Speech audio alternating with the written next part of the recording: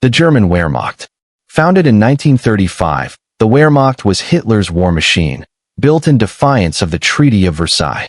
Modern, mobile, and merciless, it became the spearhead of Nazi domination. At the top, Adolf Hitler, the dictator, and field generals like Guderian and Rommel, brilliant, brutal tacticians. Their greatest flex? Blitzkrieg. Lightning war. In months, they crushed Poland, Denmark, Norway, France. Europe trembled. The Wehrmacht reshaped warfare, speed, coordination, shock, and awe. But behind the tanks were atrocities, mass shootings, village burnings, war crimes wrapped in a uniform. By 1945, crushed, dissolved, Germany split in two. The Wehrmacht became history, replaced by NATO-aligned Bundeswehr in the west and Soviet-style NVA in the east. The Soviet Red Army, born in the fire of the Russian Civil War in 1918, rebuilt under Stalin's iron grip. This was an army forged through famine, purges, and paranoia. Led by Stalin himself and generals like Georgy Zhukov, the Red Army went from chaos to conquest. Their high point, Stalingrad, a meat grinder, a graveyard, but a turning point. They didn't just stop the Nazis, they reversed the war. Their impact? Monumental. They pushed all the way to Berlin, broke the Eastern Front, and shattered the myth of German invincibility. After the war, they became a Cold War titan, the Soviet Army, the hammer behind the Iron Curtain, until the USSR collapsed in 1991. The British Army. Old, proud, and battle-hardened since 1707, the British Army was global before global was cool. When the war began, it fought alone. Surrounded, bombed, outnumbered. King George VI reigned, but it was General Bernard Montgomery who led them through desert hell and Normandy storms. Major win. Holding back Rommel in North Africa, then helping crack open Nazi Europe from the beaches of Normandy. They stood early, held firm, and rallied the world. Without Britain's resolve, the Allies may have never survived the early storm. After World War II, the British Army didn't disappear. It adapted, fighting colonial wars, joining NATO, and becoming a modern expeditionary force. The United States Army. Founded in 1775, but World War II turned it into something new, something monstrous in scale. Under FDR and General Eisenhower, the U.S. Army went from neutral to unstoppable.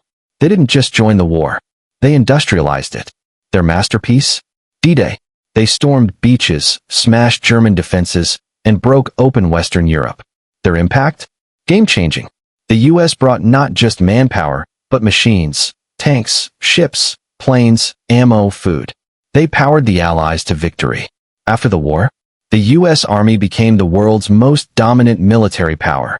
Superpower status, unlocked. The Imperial Japanese Army. Formed in 1868 during the Meiji Restoration, it was a mix of samurai tradition and modern fanaticism. Led nominally by Emperor Hirohito, but driven by generals like Hideki Tojo, they were relentless, disciplined, and terrifying. Accomplishment? Conquering vast parts of Asia, bombing Pearl Harbor, and almost pushing Western powers out of the Pacific. Impact? Massive. They turned World War II into a global war. And their brutality, from China to the Philippines, was legendary and horrifying. After their surrender in 1945, disbanded. Japan rewrote its constitution. No more offensive military, just the self-defense forces. The Free French Forces. France fell in 1940, but Charles de Gaulle said no.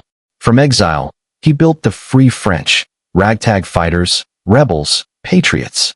Founded in 1940, they had no homeland, but they had fire. And they fought in Africa, Italy, and France's own soil. Major feat? Helping liberate Paris in 1944. The tricolor flag flew again. Their impact?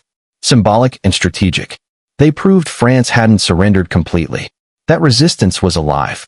After the war, they reformed into the modern French army. And de Gaulle became France's post-war titan. The Italian Royal Army.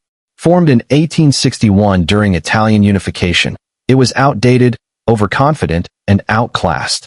Led by King Victor Emmanuel III and controlled by Mussolini's fascist regime, Italy joined Hitler in dreams of empire.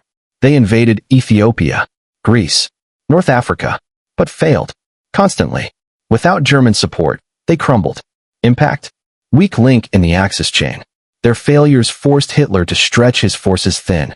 After 1943, Italy switched sides. The same soldiers who once invaded their neighbors now fought the Nazis. Post-war, monarchy gone, fascism dead. Italy became a republic, and its army was reborn. The Chinese Nationalist Army. Founded in 1925, in a China shattered by warlords, led by Chiang Kai-shek. This army fought the Japanese alone, long before the world cared. Their major feat? Surviving 8 brutal years of fighting, retreating, and resisting Japan's superior weapons. Impact? Critical. They locked down hundreds of thousands of Japanese troops, keeping the pressure off U.S. forces in the Pacific. After the war, they lost to Mao's communists in a brutal civil war. Retreating to Taiwan, they became the ROC Armed Forces, and the origin of the China-Taiwan divide we still live with today. The Polish Army. Reborn in 1918 after 123 years of partition, Poland was invaded by both Germany and the Soviet Union in 1939. But they didn't go quietly. Led by Marshal Rwdzismigli and later General Sikorsky in exile, they fought at home, then abroad. Major contribution? The resistance. The Polish Home Army. And those legendary Polish pilots who helped save Britain from Luftwaffe hell. Their impact? They were the first domino. The first target. Their fall triggered World War II. But their spirit never died. Post-war, betrayed by fate, Stalin took over, and the Polish army became part of the Soviet-aligned Warsaw Pact. The Canadian Army, founded officially in 1904, but went full throttle in 1939. Quiet, efficient, deadly. Under King George VI and generals like Harry Crerar, the Canadians stormed Juno Beach on D-Day, fought through Italy's brutal terrain, liberated the Netherlands with precision and grace. Their impact? They proved Canada wasn't just a colony. They were warriors on their own terms. After the war, they joined NATO, became peacekeepers, and stayed a respected modern military force to this day. These were the first 10, but trust me, there are more. Partisans, exiles, colonial troops, forgotten nations, and silent warriors. So tell me, which one shocked you the most? Drop it in the comments. Smash that like button. Subscribe for part 2, because next time, we're diving into the armies you didn't learn about in school.